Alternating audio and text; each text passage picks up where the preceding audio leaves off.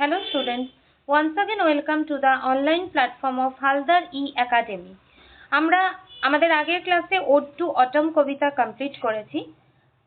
আজকের ক্লাসে আমরা আরেকটা নতুন টেক্সট শুরু করছি, ইউলিসিস, যেটা লেখা অ্যালফ্রেড লর্ড টেনিসনের। ইউলিসিস কবিতাটা ভীষণ সুন্দর একটা কবিতা এবং আমাদের আপকামিং এক্সামের জন্য ভীষণ ইম্পর্টেন্ট একটা কবিতাও বটে। আমরা আজকের ক্লাসে প্রথম এই কবিতাটার ইন্ট্রোডাক্টরি পার্ট নিয়ে আলোচনা করব, অর্থাৎ কবিতাটা কখন লেখা হয়, কি প্যাটার্ন মেনটেন হয়েছে, what is the main theme of the poem, Ulysses কে বা কেন এটাকে নিয়ে লর্ড টেনিসন এভাবে ডিল করলেন, এই সমস্ত ইনফরমেশন আমরা আগে প্রথম ইন্ট্রোডাক্টরি পার্টে ডিসকাস করব, কারণ এই সমস্ত এরিয়া থেকে কিন্তু এমসিকিউ আসে। এগুলো একটু বিয়ন্ড দ্য টেক্সট হলেও এই পোর্শন থেকে এমসিকিউ আসে, একটা সিমিলারিটি রেখে প্রশ্ন করা হয়। তাহলে আমরা ইউলিসিসের একদম ইন্ট্রোডাকশন শুরু করি। দেখো, ইউলিসিস কবিতাটা লিখেছেন অ্যালফ্রেড লর্ড টেনিসন। টেনিসন কিন্তু একজন ভিক্টোরিয়ান পোয়েট ছিলেন, আমরা জানি। তো ভিক্টোরিয়ান এজ ইন্ডাস্ট্রিয়াল রেভলিউশনের এজ, এবং সেই সময় সমস্ত কিছুর মধ্যে একটা চেঞ্জেস আসছে, একটা পরিবর্তন ঘটছে, ইন্ডাস্ট্রিয়ালাইজেশন ঘটছে, মানুষের মধ্যে আস্তে আস্তে মানুষের মধ্যে বিচ্ছিন্নতা বোধ বাড়ছে। এরকম একটা সময়ে দাঁড়িয়ে লেখা কবিতা হচ্ছে ইউলিসিস, যেটা টেনিসন লিখেছিলেন, যিনি একদম মোস্ট লিডিং পোয়েট ছিলেন বলতে পারি ভিক্টোরিয়ান এজের। এবং টেনিসন যখন কেমব্রিজে ছিলেন, তার কেমব্রিজে থাকাকালীন তার ডিপ ফ্রেন্ডশিপ ডেভেলপ হয় তারই বন্ধু আর্থার হেনরি হ্যালামের সাথে। এবং পরবর্তীতে এই হ্যালামের যে সাডেন ডেথ, আর্থার হেনরি হ্যালাম, তার সাডেন ডেথ হয় 1833-তে, এবং এটাই কিন্তু the main reason which prompted Tennyson to write poems which became part of that eventually became part of the vast in memoriam, যেটা পরবর্তীতে হয়। তাহলে এই কবিতাটা পার্টিকুলারলি যে ইউলিসিস আমরা দেখছি, সেটা লেখা হয় 1833-তে, সেটা লেখা হয় 1833-এ, এবং সেটা পাবলিশ হয় 1842-এ, তার well received second volume of poetry. এই পোয়েমটা কিন্তু একটা অফ কোটেড পোয়েম এবং popular example of dramatic monologue. আমি প্রত্যেকটা টার্ম ধরে আসছি ডিসকাশনে। এবং এখানে আমরা কাকে পাচ্ছি? একটা মিথিক্যাল হিরো ইউলিসিসকে পাচ্ছি। তবে ইউলিসিস কিন্তু এখন ওল্ড এজে রয়েছেন, এবং ইউলিসিস ডেসক্রাইব করছেন his discontent, his restlessness upon returning to his kingdom Ithaca after his far ranging travels. এবং সেখানে এসে তার রিইউনিয়ন ঘটছে তার ওয়াইফ পেনিলপি এবং তার সন টেলিম্যাকাসের সাথে। But ultimately after the reunion, Ulysses is not happy with the stability of life. That's why he is again yearning to explore. এবং এই যে ক্যারেক্টার, ইউলিসিসের যে ক্যারেক্টার, এই ক্যারেক্টারটা গ্রিক মাইথোলজি অনুযায়ী তার এই ক্যারেক্টারটার নেম হচ্ছে ওডিসিয়াস, যে কি করেছিল, এই adventure of Odysseus were first recorded in Homer Iliad and Odyssey. ভালো করে দেখবো, হোমারের ইলিয়াড এবং ওডিসিতে কিন্তু এই ওডিসিয়াসেরই অ্যাডভেঞ্চারটা আমরা পাই। আর Tennyson draws on Homer's narrative in the poem. হোমারের যে ন্যারেটিভ রয়েছে সেটা টেনিসন প্রথমে এই যে হোমার লিখলেন ইলিয়াড ওডিসি, তার ওডিসিয়াস যে মেন ক্যারেক্টার, তারই দ্বারা উদ্বুদ্ধ ইউলিসিস, বা ইউলিসিসেরই অপর নাম হচ্ছে ওডিসিয়াস। তবে বেশ কিছু ক্রিটিক এটা মনে করেন যে টেনিসনের যে ইউলিসিস যাকে আমরা এখানে দেখতে পাচ্ছি, সেই ক্যারেক্টারটা, that personality is much more similar with the Dante's Ulysses in his Inferno. অর্থাৎ দান্তের ইনফার্নোতে যে ইউলিসিসকে দেখানো হয়েছে, দান্তেস ডিটেলিং অফ ইউলিসিস, সেটার সাথে অনেক বেশি যায়। সে কে? Ulysses basically is condemned to hell among the false counselor, both for his pursuit of knowledge beyond human bounds and for creating the deception of the Trojan horse. অর্থাৎ Trojan ওয়ারে আমরা যে ইউলিসিসকে দেখতে পাই, অর্থাৎ ওডিসিয়াসকে দেখতে পাই, তারই রিপ্রেজেন্টেশন ঘটেছে এখানে। তাহলে আমরা একটু ইন শর্ট করে জিনিসটা দেখব, একটু বুঝে নেব। তাহলে আমরা যেগুলো দেখলাম যে পোয়েমটা কম্পোজ কবে হয়, পোয়েমটা কম্পোজড হয়েছিল, একটু এই ইনফরমেশনগুলো এমসিকিউ এর জন্য ইম্পর্টেন্ট। পোয়েমটা কম্পোজড হয় 20th October 1833 তে, after the immediate after the death of his bosom friend Arthur Henry Hallam. এবং তারপর এটা কম্পোজ হলো এতে, এবং পাবলিশ কবে হলো, কবিতাটা পাবলিশড হলো একদম 1844 এ। আর কোথায় পাবলিশ হলো, পাবলিশ হলো পোয়েমস নামক সংকলনে। তাহলে 1833 তে কম্পোজড হলো, পরবর্তীতে পাবলিশ হলো পোয়েমস নামক গ্রন্থে 1842 তে। কবিতাটা সেই অর্থে কিন্তু স্ট্যানজাইক কোনো ডিভিশন নেই, তবে স্ট্যানজাইক ডিভিশন না থাকলেও ধরে নেওয়া হয় কবিতাটা মোটামুটি 3টে পার্টে বিভক্ত। টোটাল লাইন রয়েছে কবিতাটায় 70টা, টোটাল লাইন আমরা পাচ্ছি 70টা। তাহলে আমরা যে 3টে পার্ট ধরে নিচ্ছি, সেটা ধরে নেওয়া হয় কবিতার টোনাল কোয়ালিটির ওপর ডিপেন্ড করে। অনেকে এটা এক এক রকম ভাবে বলেন। প্রথম 1 থেকে শুরু করে অনেকে বলেন যে এটা মোটামুটি ওই 22 লাইন অবধি মোটামুটি একটা পার্ট, 1 থেকে 22। পরবর্তীতে ওটা 23 থেকে 43, এবং পরে 44 থেকে 70 এরকম। তবে এই পোর্শনটা আমাদের এক্সামের জন্য ততটা ইম্পর্টেন্ট নয়, কারণ এই জায়গা থেকে প্রশ্ন আসে না। টোটাল লাইন হচ্ছে কবিতাটায় 70টা। এবার যদি আমরা এর প্যাটার্নটা দেখি, টাইপটা দেখি, এর টাইপ কি, কবিতাটা কি ধরনের কবিতা, কবিতাটা কিন্তু একটা ড্রামাটিক মোনোলগ, ভীষণ important. Dramatic মোনোলগ, what is dramatic মোনোলগ? Dramatic মোনোলগ কাকে বলা হয়, কোন ধরনের কবিতাকে আমরা ড্রামাটিক মোনোলগ বলবো? দেখো, আমরা জানি এই ড্রামাটিক মোনোলগ বহু কবি এই ড্রামাটিক মোনোলগে কিন্তু লিখেছেন। A dramatic monologue is a poem in which a speaker caught in a dramatic moment, একটা dramatic moment create করা হয়, and reveals their thoughts and emotions to a silent audience. Audience আছে, তার very presence রয়েছে, কিন্তু সে silent audience, তারা reciprocate করতে পারছে না। এবং vivid imagery, ইমোশনাল ইন্টেন্সিটি, যেটা ভীষণ ইম্পর্টেন্ট ড্রামাটিক মনোলগের ক্ষেত্রে, এবং ভেরিয়াস থিম, সাবজেক্ট, সেটা লাভ হতে পারে, লস হতে পারে, যে কোনো কিছু, সেটা এক্সপ্লোর করা হয় এই ড্রামাটিক মনোলগে। আমরা আরো অন্যান্য অনেক ড্রামাটিক মনোলগ জানি, ওই মাই last duchess, let's ride together, the love song of J Alfred প্রুফক, এগুলো সব বিভিন্ন ধরনের ড্রামাটিক মনোলগের এক্সাম্পল। তাহলে এই কবিতাটা কিন্তু একেবারেই একটা ড্রামাটিক মনোলগ, যেটা লেখা হয় আর্থার হেনরি হ্যালামের, টেনিসনের ক্লোজ ফ্রেন্ডের মৃত্যুর পর। কবিতাটার টাইপ হচ্ছে ড্রামাটিক মনোলগ। আর বেসিক সোর্স তাহলে আমরা কি কি পেয়েছি আর একবার দেখে নিই, সোর্সটা আর একবার দেখে নিই। আমরা সোর্স কবিতাটা পেয়েছি, একটা আমরা পেয়েছি হোমার দ্য ওডিসি, এটা একটা সোর্স, দ্য ওডিসি। আর সেকেন্ড সোর্স আমরা পেয়েছি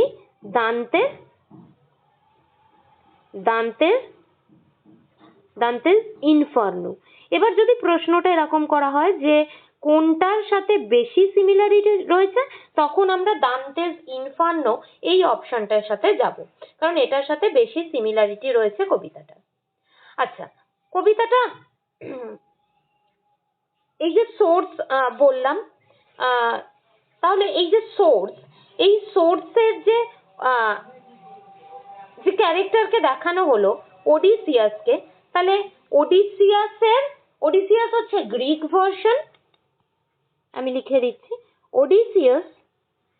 ওডিসিয়াস হচ্ছে গ্রিক ভার্সন, তারই ল্যাটিন ভ্যারিয়েন্ট কিন্তু হচ্ছে ইউলিসিস। একই জন, তার ল্যাটিন ভ্যারিয়েন্ট হচ্ছে ইউলিসিস, এটা ভুলে গেলে চলবে না। আর ইথাকা কি আমি বলেছি, ইথাকা হচ্ছে দ্য প্লেস যেখানটার রাজা হচ্ছেন ইউলিসিস, একটা প্লেস। এবং এই যে ট্রোজান ওয়ার হয়েছিল, গোটা ট্রোজান ওয়ারের মাস্টার মাইন্ড কিন্তু ছিল এই ইউলিসিস। এবং 10 বছর ধরে টানা যুদ্ধ হয়, 10 লং ইয়ার্স তারা যুদ্ধ করে ট্রোজান ওয়ারে। এবং after completion of the war তারা যখন ফিরে আসছিল, আরো 10টা বছর তারা বিভিন্ন জায়গা, অর্থাৎ ইউলিসিস তার ফলোয়ার্সদের নিয়ে এই 10টা বছর বিভিন্ন জায়গা এক্সপ্লোর করতে করতে তিনি ইথাকার দিকে ফিরছিলেন। হি ওয়াজ অ্যান এক্সপ্লোরার। তাহলে এই যে টোটাল তিনি কত বছর, তার মানে তার ফ্যামিলি বা ইথাকার থেকে দূরে ছিলেন, টোটাল কিন্তু 20 ইয়ার্স তিনি দূরে ছিলেন। এটা এমসিকিউ এর জন্য ইম্পর্টেন্ট। টোটাল 20 ইয়ার্স তাহলে তিনি এই জায়গাটার থেকে দূরে ছিলেন। এরপর আরেকটা ইম্পর্টেন্ট ইনফরমেশন যেটা বলা, যে Ulysses is most famous for his home coming. এই যে হোম কামিং, এটাই একটা সিরিজ আমরা বলতে পারি, যেটা আমি বললাম 10 eventful years after the Trojan war ছিল। এবং আফটার রিটার্ন, এই যে আমরা দেখবো যে কবিতাটা শুরু হবে কিন্তু ইন মেডিয়াস রেসে। আমি পরে আসছি, সেটা একটু স্টোরির ব্যাকগ্রাউন্ডটা যেটা কবিতায় বলা নেই, কিন্তু আগের পোর্শনটা না জেনে নিলে আমরা কবিতার স্টোরিটা ধরতে পারবো না। সেটা হচ্ছে after his return he found his home to be overran by suitors of his wife Penelope. তিনি দীর্ঘ বছর নেই এবং তার পেনিলপি ভীষণ সুন্দরী ছিলেন তখন, তার যে সুইটার্সরা তারা কিন্তু সেটাকে পুরো দখল করে রয়েছে। And he disguised himself and met with his son Telemachus. Disguise নিয়ে তিনি তার সনের সাথে যুক্তি করেন, and together they devised a plan and defeated the suitors to reclaim the throne. তার নিজের রাজ্যে এসে তাকে তার ওয়াইফের সুইটারদের সাথে যুদ্ধ করে তার যে রাজত্ব, তার যে থ্রোন, সেটাকে রিক্লেম করতে হয়। and after that he revealed his own identity to his wife. নিজের ওয়াইফকে তিনি তার আইডেন্টিটি দেন, with whom he lived out his days in peace and prosperity. এই জায়গাটা অবধি চলছিল, সেইখান থেকে এখন স্টোরিটা যে জায়গাটা আমরা পোয়েমে পাবো সেই জায়গাটা আমরা দেখব। এবং Ulysses, what kind of person he is. Ulysses, এখানে ইউলিসিসের আমরা যেটা পাচ্ছি, আমরা কিন্তু এজেড ইউলিসিসকে পাচ্ছি, যেটা আমাদের মাথায় রাখতে হবে। এজেড মানে সে full of experience, definitely full of experience. এবং আমরা এখানে যে ইউলিসিসকে পাচ্ছি, just before he sets up for his final voyage, final ভয়েজের আগে তার যে সেটিং আমরা সেইটা দেখতে পাচ্ছি এখানে কবিতায়, সেটা আমরা পাবো। He is bored with his life in Ithaca and yearns for one last adventure, even if it means risking of his life. কারণ তিনি নিজেকে সবসময় এক্সপ্লোরার হিসেবে দেখেন, একজন হিরো হিসেবে দেখেন। তিনি কখনোই একটা ডাল routine life of a king, তিনি কখনো সেটাকে কিন্তু লিড করতে চান না। তাহলে আমরা দেখে নিয়েছি যে এটা একটা ড্রামাটিক মনোলগ, আমরা দেখেছি। এবার যদি আমরা রাইম অর্থাৎ রিদিমের দিকে আসি, কবিতাটা কোন রাইম প্যাটার্নে লেখা হলো। কবিতাটা কিন্তু একেবারেই লেখা হয়েছে, কবিতাটার কোনো রিদিম বা রাইম প্যাটার্ন নেই। তার মানে কবিতাটা লেখা হয়েছে ব্ল্যাঙ্ক ভার্স অথবা ফ্রি ভার্সে। কবিতাটা লেখা হয়েছে ব্ল্যাঙ্ক ভার্স অথবা ফ্রি ভার্সে, অর্থাৎ এর কোনো পার্টিকুলার রিদিমিক প্যাটার্ন কবিতাটার মধ্যে নেই। অর্থাৎ the poem is written in blank verse and it follows the poetic form that doesn't rhyme. এটা গেল রাইম। এবার যদি মিটার দেখি, মিটারটা কি? Mostly iambic pentameter. মোস্টলি কথাটা জরুরি, দু একটা ভ্যারিয়েশন থাকতে পারে। Mostly iambic pentameter. তাহলে কবিতার রাইম আমরা কি দেখলাম? কবিতাটার রাইম হচ্ছে ব্ল্যাঙ্ক ভার্স বা ফ্রি ভার্স, আর যদি কবিতাটার মিটার দেখি তাহলে এটা মোস্টলি আয়াম্বিক পেন্টামিটার। এটাই ফলো করা হয়েছিল টোটাল কবিতাটার মধ্যে। আমরা ডিসকাস করলাম কবিতাটার কয়েকটা টুলস, আমরা একটু দেখে নেব যেটা জরুরি। টুলস বলতে কি কি জিনিস কবিতায় ব্যবহার করা হয়েছে। কবিতায় প্রচুর সিম্বল ব্যবহার করা হয়েছে, যেগুলো আমরা যখন ডিসকাস করব আমরা পাবো। একটা ভীষণ রকম ইমাজিনিং টোন ব্যবহার হয়েছে কবিতাটার মধ্যে। কবিতায় সিম্বল রয়েছে, একটা মেডিটেটিভ মুড রয়েছে কবিতাটার মধ্যে। সব থেকে যেটা ইম্পর্টেন্ট, যেটা আমি এক্ষুনি তোমাদের বলেছিলাম, কবিতাটা শুরু হচ্ছে ইন মেডিয়াস রেসে। In medias res, what is in medias race?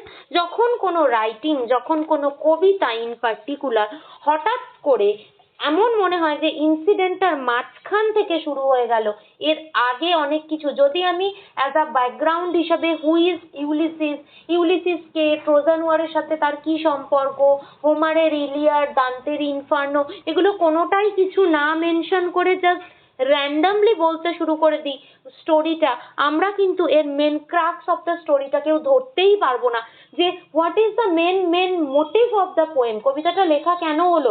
একটা লোক এমনি জার্নি করতে যাবে বলছে, সে কিং কেন কিং, কোথাকার কিং, কোনো কিছুই বোঝা যাবে না। তার মানে ইন মেডিয়াস রেসে লেখা রাইটিং গুলোর একটা ব্যাকগ্রাউন্ড স্টোরি থাকে, যেটা পোয়েটরা বা যিনি লিখছেন, the creator or the writer of that particular piece, তিনি জানেন যে বাকি আমার রিডাররা এই জায়গাটা সম্বন্ধে অলরেডি ওয়াকিবহল, এবং ইন্টেনশনালি এরকম মাঝ থেকে শুরু করার উদ্দেশ্যটাই হচ্ছে to give a sudden emphasis, to provide a sudden emphasis.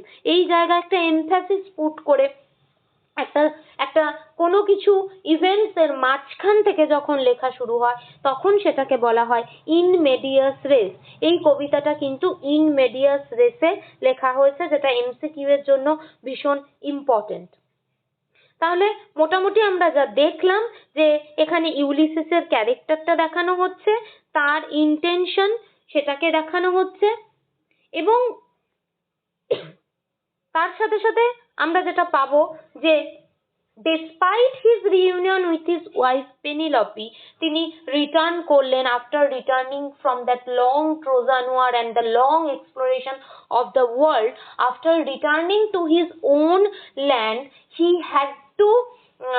had to fight with his own people of his own area to return back his own country, own throne. এবং এই যে এত কিছু করার পর তিনি যখন রিইউনাইটেড হলেন with his wife and his son Telemachus, still Ulysses is not so very happy. Why he is not happy? Because he is not that kind of person who wants to live a just normal general kind of life like any other king. তার মধ্যে always একটা pursuit of knowledge কাজ করে, তার মধ্যে always একটা earning কাজ করে এক্সপ্লোরেশনের জন্য। তিনি বিশ্বাস করেন more exploration always brings more knowledge, এবং এই এক্সপ্লোরেশন বা নলেজ গেইন করার প্রসেসটা কোনো পার্টিকুলার এজ বা কোনো পার্টিকুলার বয়স হয় না। তো আমরা এই ছিল মোটামুটি ইউলিসিসের ইন ডিটেলস। এরপর আমরা পরবর্তী ক্লাস থেকে শুরু করব একদম লাইন বাই লাইন ডিসকাশন, পুরো স্ট্যাঞ্জা ওয়াইজ পুরোটা আমরা ডিসকাস করব একদম ওয়ার্ড বাই ওয়ার্ড। তো এরকমই আমরা প্রত্যেকটা টেক্সট ডিসকাস করছি, তার ইন্ট্রোডাক্টরি ক্লাস, তার প্রত্যেকটা লাইন বাই লাইন ডিসকাশন, এবং তার ইম্পর্টেন্ট ফিগার অফ স্পিচ, এবং প্রচুর প্রচুর প্রচুর এমসিকিউ। এই সবটা অ্যাক্সেস করার জন্য কিন্তু তোমাদেরকে জয়েন করতে হবে আমাদের পেইড কোর্সে। আমাদের পেড কোর্সে জয়েন করার জন্য তোমাদের ভিজিট করতে হবে হালদার ই একাডেমি, আমাদের ওয়েবসাইট haldareacademy.com। এবং এখানে আমাদের পেড কোর্সে তোমরা এই সমস্ত কিছু ক্লাস ডিটেলসের সাথে সাথে পেয়ে যাবে প্রচুর মক টেস্ট, যেগুলো অ্যাটেন্ড করতে পারলে তোমাদের প্রিপারেশনের লেভেলটা তোমরা অনেকটা হাই করতে পারবে। সো যারা যারা এখনো অ্যাডমিশন নাওনি তারা please do check it out, আমাদের official website Haldar E academy. তোমরা পেইড কোর্সে যারা এখনো ভর্তি হওনি তারা এটা চেক করে নাও। পরের ক্লাসে আমি ইউলিসিস কবিতাটারই একদম ইন ডিটেল ডিসকাশন শুরু করব। এই কবিতাটা একটু বড় কবিতা, একটু বড় বড় লাইন কবিতাটায় রয়েছে, তবে কবিতাটার প্রত্যেকটা লাইনের প্রত্যেকটা শব্দের মানে বোঝাটা ভীষণ জরুরি, কারণ খুব ইন ডিটেলড এমসিকিউ, একদম ভিতরে লাইনের ভিতর থেকে এমসিকিউ আসে এই ইউলিসিস কবিতাটা থেকে। So that's all about the introductory part of the poem Ulysses by Lord Alfred Tennyson. দেখা হচ্ছে পরের ক্লাসে। Thank you everyone, thank you for being with Haldar E academy.